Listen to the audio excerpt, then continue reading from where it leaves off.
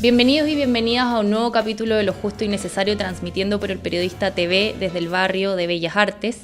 Y hoy estoy acompañada de la periodista y escritora Julia Navarro.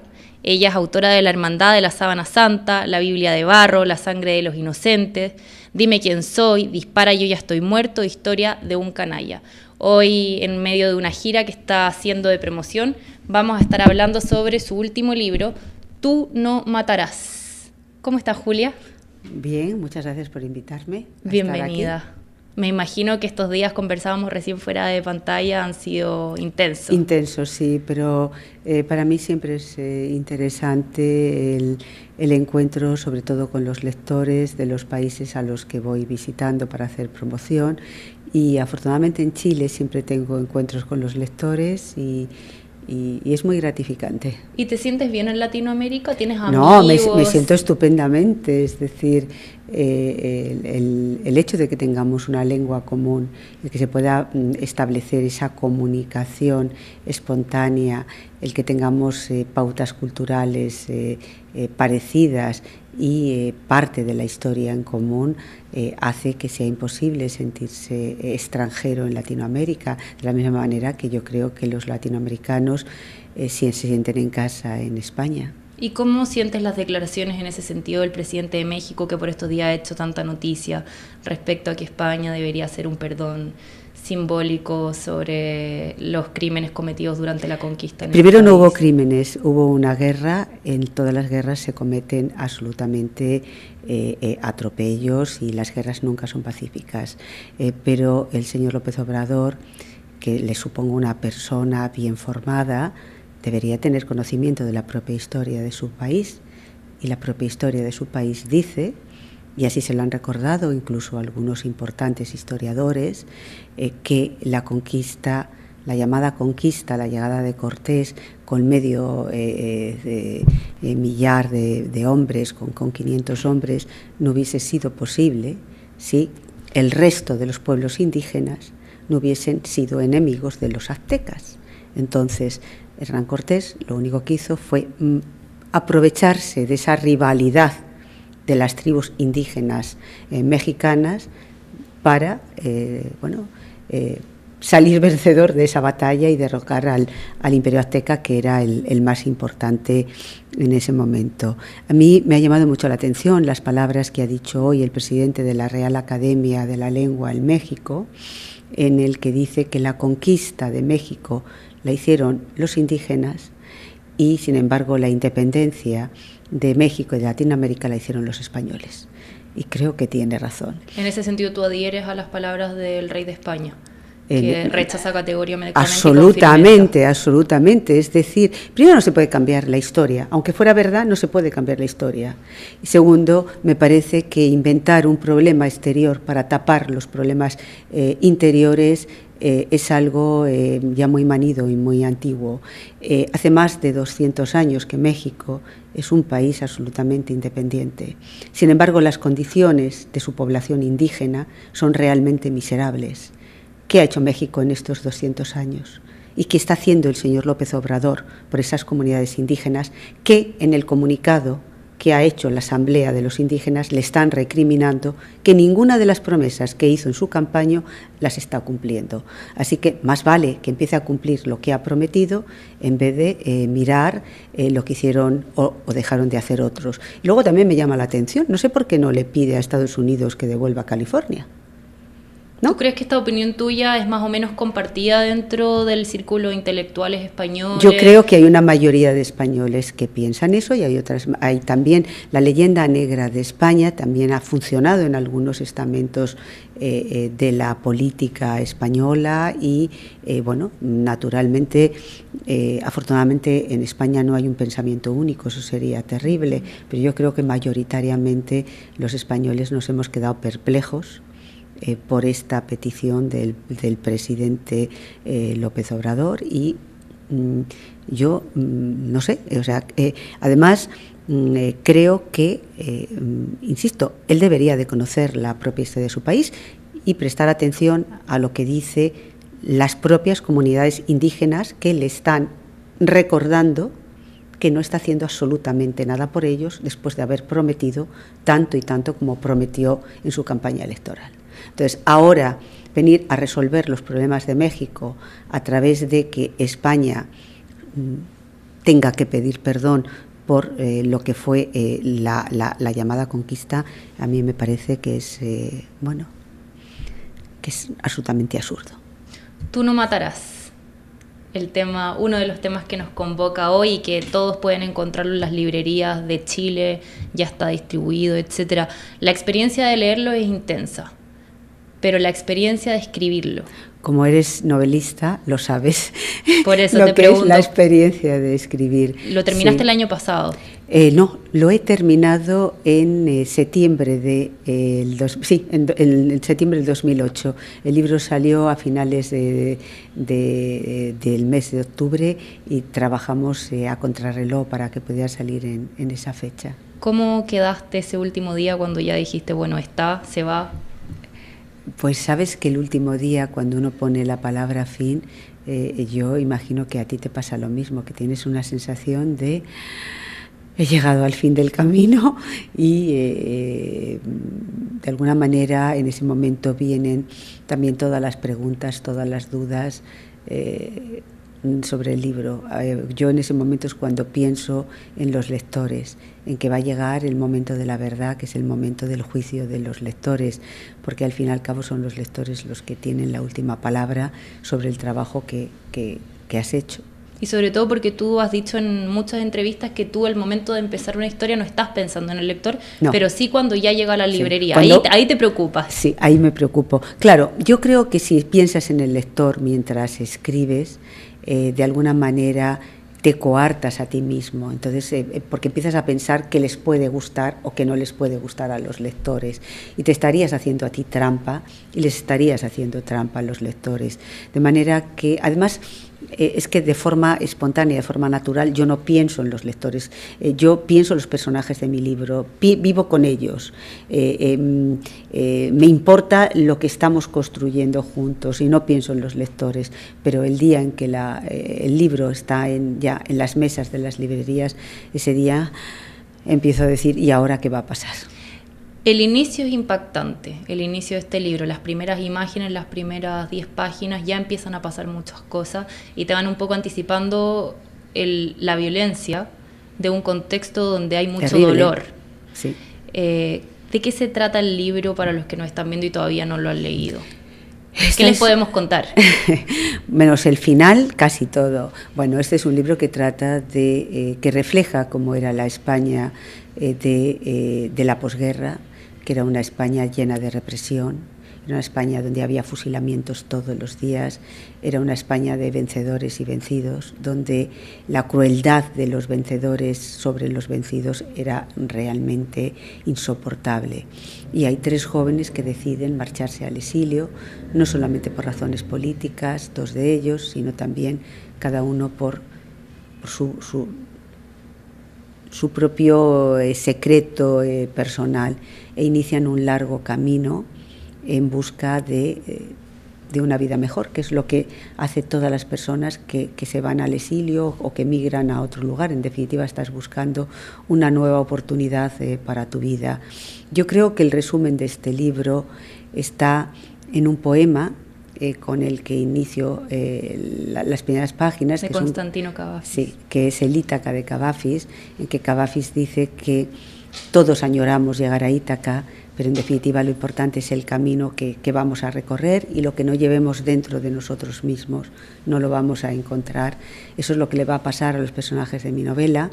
Van a iniciar un largo recorrido que les va a llegar a muchos lugares, a muchos países, a muchas ciudades, pero nunca van a llegar a su propia Ítaca. Es una novela en el que yo evidencio el dolor de los perdedores, lo que significaba haber perdido la guerra civil, lo que significaba vivir en aquella sociedad absolutamente opresiva, en la que no había el más mínimo rasgo de piedad para aquellos que, habiendo luchado legítimamente para defender la República, sin embargo, habían perdido la guerra. Y en ese sentido, ¿tú cómo has vivido tu propia experiencia, tu tu experiencia de viaje interno que está tan marcado en estas páginas? ¿Con mucha añoranza? Bueno, yo no he vivido afortunadamente esa época, con lo cual para mí escribir esta novela ha sido un ejercicio que, como he contado en alguna ocasión, ha tenido un coste emocional, porque de repente ha sido viajar a la historia reciente de mi país, viajar a aquella España absolutamente terrible y devastada por la guerra civil, y tocar el dolor de las personas comunes. Yo siempre digo que yo no escribo novela histórica, pero sí quiero escribir sobre el efecto que tiene la historia sobre la vida de las personas.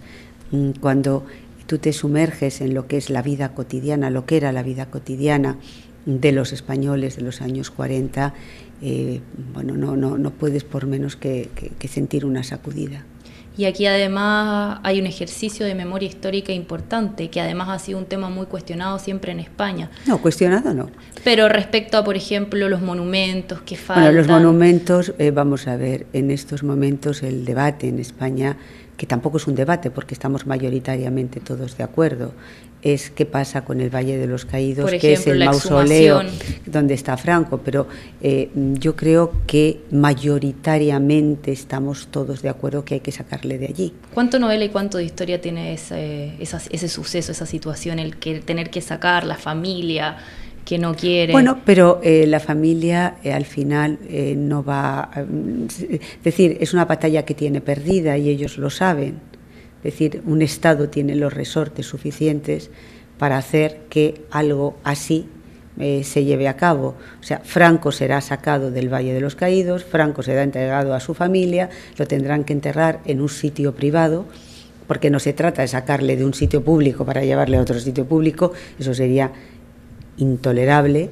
Y además esa no es la voluntad ni del gobierno ni de los partidos políticos. Por tanto, ellos saben que tarde o temprano pues tendrán que hacerse cargo de los restos del dictador, de su familiar, y enterrarlo en un sitio privado. Pero no hay un debate en la sociedad en el sentido de que la mitad de la sociedad quiere una cosa y la otra mitad quiere la otra. Estamos mayoritariamente de acuerdo de que eso hay que arreglarlo, que eso tiene que ser así. O sea, que da lo mismo lo que piense la familia, porque con la ley en la mano, porque las cosas hay que hacerlas siempre con la ley en la mano, el Estado tiene resortes suficientes para resolver ese problema. No es lógico que un dictador esté enterrado con sus víctimas. No es lógico que un dictador tenga un mausoleo público. No es lógico. Muy absurdo también. Esta novela empieza a ser fechada el año mayo de 1941. Esa es la primera fecha. Sí. ¿Cuánto quedan de esos años en la España de hoy? Yo creo que afortunadamente nada. Es decir, la España de 1900, de los años 40, y la España del 2019 es una España en la que de la que afortunadamente no queda nada. Es decir, las nuevas generaciones no han vivido el franquismo, ni siquiera han vivido el posfranquismo, de manera que es una España absolutamente, afortunadamente, insisto mucho en lo de afortunadamente, diferente. ¿Qué queda? Quedan alguna cosa por resolver. Por ejemplo, está pues las personas que quieren recuperar a familiares que quedaron enterrados en cunetas durante la contienda civil. Eso ya se estaba haciendo. Es decir, eso desde la llegada al poder de Felipe González se empezaron a dar las facilidades para que la gente pudiera recuperar a sus familiares. Ahora además hay una ley, que es una ley de memoria histórica, con lo cual pues de alguna manera hay una dotación presupuestaria y hay bueno, pues más facilidades para que los ayuntamientos puedan implicarse en la recuperación de los restos de las personas que fueron asesinadas o que durante la guerra civil, y eso se está haciendo. Pero mayoritariamente, ¿en dónde está la sociedad española hoy?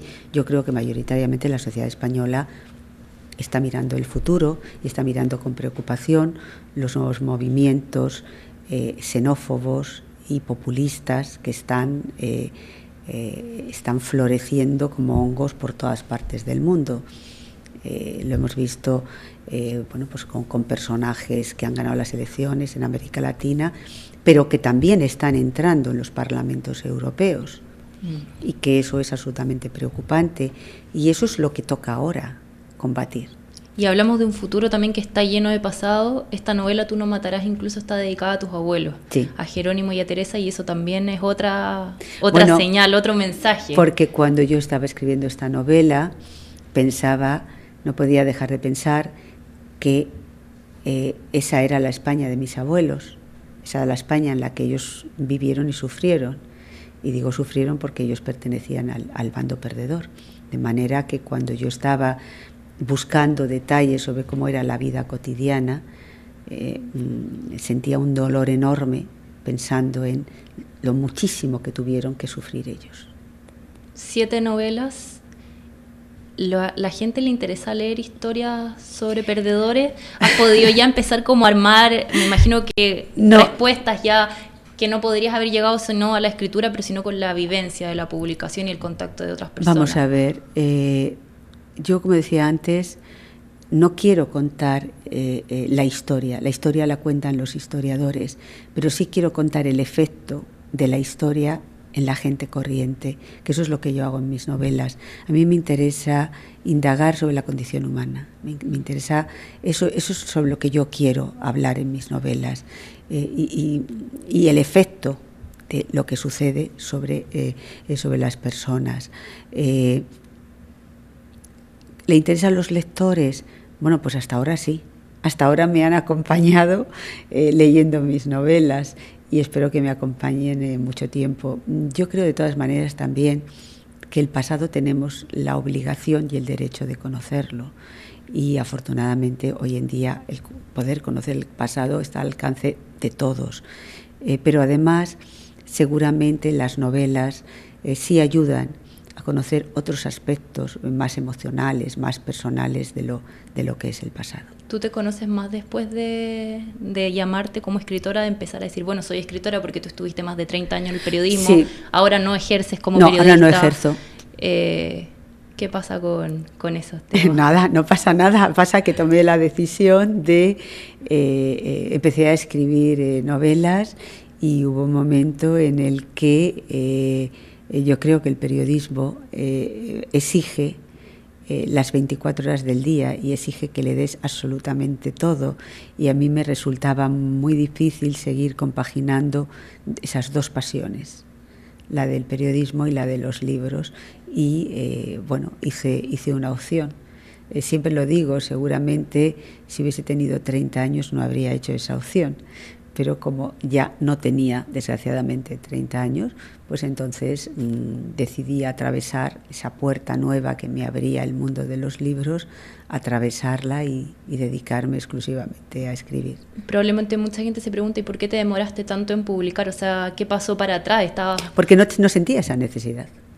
Es decir, yo estaba... ¿Nunca? No, yo estaba absolutamente dedicada a lo que estaba haciendo, que era al periodismo, entonces no sentía esa necesidad. Yo escribía todos los días. Además, el periodismo y la literatura son caminos paralelos. El periodista todos los días cuenta una historia real y el escritor cuenta una historia fruto de la imaginación, pero el objetivo es el mismo, contar una historia. Y yo contaba historias todos los días, con lo cual no sentía la necesidad de escribir una novela. Es verdad que hay muchos periodistas que creen que tienen una cuenta pendiente con la literatura y tienen esa obsesión. Yo no la tenía, además yo había publicado otros libros políticos, con lo cual ese gusanillo de decir he publicado un libro, yo ya lo había cubierto, de manera que yo creo que llegué cuando tenía que llegar. La psicología, tú dices, el mundo interno, que es algo que aparece, uno lee tus novelas y permanentemente se encuentra con personajes que terminan siendo muchas veces más importantes que la historia, que funciona un poco como una cortina, como un contexto.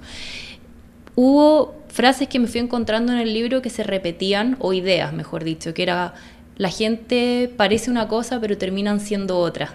Porque la vida nos va transformando, porque nadie es igual que ayer. Y además sería terrible que no fuéramos cambiando según...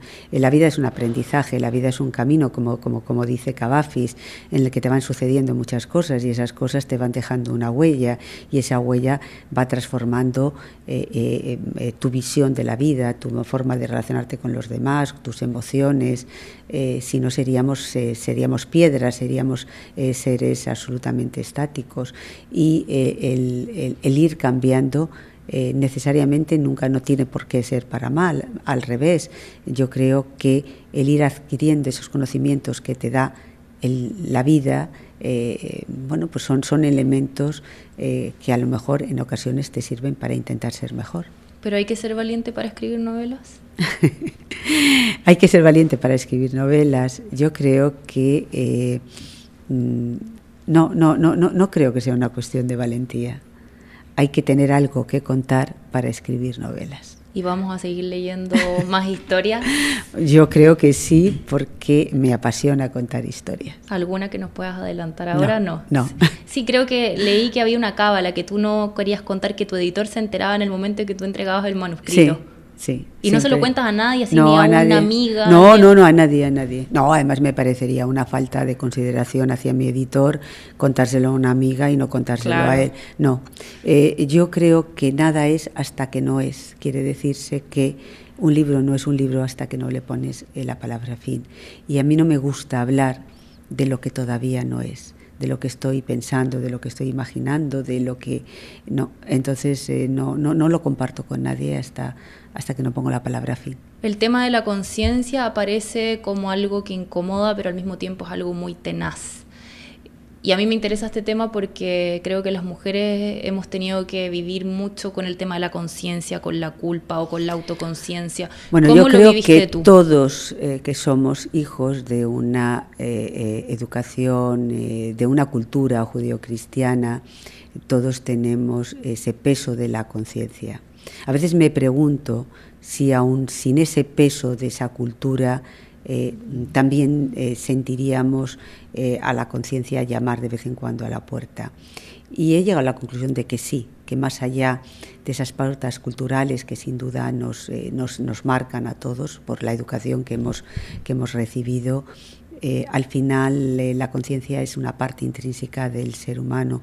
Uno no puede sustraerse a pensar sobre sí mismo, uno no puede sustraerse a pensar sobre lo que hace. La conciencia es una compañera absolutamente ingrata, es una compañera muy difícil de sobrellevar, es una compañera a la que todos le ponemos la mano y la intentamos que no aflore, pero que al final, como un espejo, nos obliga a mirar en ella y a llevarnos algún que otro susto por lo que nos devuelve ese reflejo, porque a la conciencia, a tu propia conciencia, es a la única que no puedes engañar. Y yo creo que todos nos enfrentamos a eso. Luego también están los sentimientos de culpa que tienen que ver con la educación, ¿no? Con los prejuicios, con los que están inherentes, son parte de la sociedad en la que nos ha tocado vivir. Yo creo que eso es más fácil de vencer. ¿Y tu conciencia cómo está? En estos momentos en estado saludable. Ya. Parece un trabajo también, ¿no? Sí, en estos momentos en estado saludable, pero me importa mucho más la lucha en este sentido contra los prejuicios. Pero sin embargo creo que así como a la conciencia es más difícil de llevar, a los prejuicios se les combate desde la razón. Y todo lo que se puede combatir desde la razón es una batalla mucho más fácil de ganar. Feminismo, que han sido años movidos, interesantes, intensos, privilegiados vivir el tema del feminismo. Tú eres feminista. Sí, claro. Y mucha gente todavía hoy dice, a mí no me gusta el feminismo o no lo entienden. Pues no son demócratas. ¿Qué les dices a ellos? Que ¿Cómo pueden acercarse? Que no son demócratas. No se puede ser demócrata si uno no es feminista. Son dos conceptos que van intrínsecamente unidos. ¿Por qué? Porque la democracia es construir una sociedad de iguales, de ciudadanos iguales. No hay una democracia plena si hay una parte de la población que no tiene los mismos derechos y las mismas oportunidades. De manera que todos, incluso los que vivimos en países democráticos, tenemos que seguir luchando para perfeccionar la democracia. Y una forma de perfeccionar la democracia es ser feminista. Es decir, es intolerable e inadmisible que la mitad de la población no tenga los mismos derechos y las mismas oportunidades. Es que es totalmente inconcebible. Tenemos que cambiar la mirada masculina por una mirada compartida, porque no se trata de pasar de la dictadura de lo masculino a la dictadura de lo femenino. Se trata de vamos a construir una sociedad de iguales. Porque yo creo en la democracia, por tanto creo una sociedad de iguales, donde nadie sea discriminado ni en relación al género, ni en relación a sus creencias, ni en relación absolutamente a nada, ni a su origen, ni a nada, ni a su condición sexual, a nada. O sea, no puede haber ninguna diferencia en una sociedad de ciudadanos libres, y por tanto una sociedad democrática es una sociedad en la que todos tenemos que tener los mismos derechos, las mismas oportunidades. Y no es que esos derechos nos los tengan que conceder graciosamente otros, es que nos pertenecen. Yo creo que en estos momentos vamos a ganar la batalla, las mujeres, que estamos en el asalto final, porque en esta cuarta oleada de lucha feminista hay una cosa muy importante. Primero, que no se circunscribe a un determinado sector, sino que el movimiento feminista de repente ha dado un salto a la calle y se ha convertido en un movimiento transversal. Las mujeres que se están manifestando son mujeres de todo tipo de condición socioeconómica y de todas las edades. O sea, yo veo en las manifestaciones a las que voy, y la última el 8 de marzo en Madrid, cómo había muchísimas mujeres muy mayores con sus nietas. Es decir, mujeres que seguramente hace unos años no habrían sido capaces de dar ese paso, pero que están convencidas que el mundo en el que quiere que vivan sus hijas o sus nietas no puede ser el mundo en el que a ellas las tocó vivir. Entonces, en estos momentos se ha convertido en un fenómeno global y en un fenómeno transversal, y eso nos hace muchísimo más fuertes, porque eso hace que nuestra voz no tenga más remedio que oírse. Y vamos a cambiar las cosas, porque no van a tener más remedio los que no quieren cambiarlas que cambiarlas, porque ya porque somos imparables. Muchas gracias. Entonces vamos a ganar esa batalla. Muchas gracias, que así sea. Muchas gracias, Julia Navarro, por estar aquí compartiendo con nosotros un pedazo de tu historia, de la historia de España y de tus opiniones respecto a la vida. Estamos muy contentos y esperamos que vuelvas a Chile pronto. Muchas gracias. Gracias a ustedes por acompañarnos en un nuevo capítulo de Lo Justo y Necesario, y nos vemos pronto aquí desde Bellas Artes.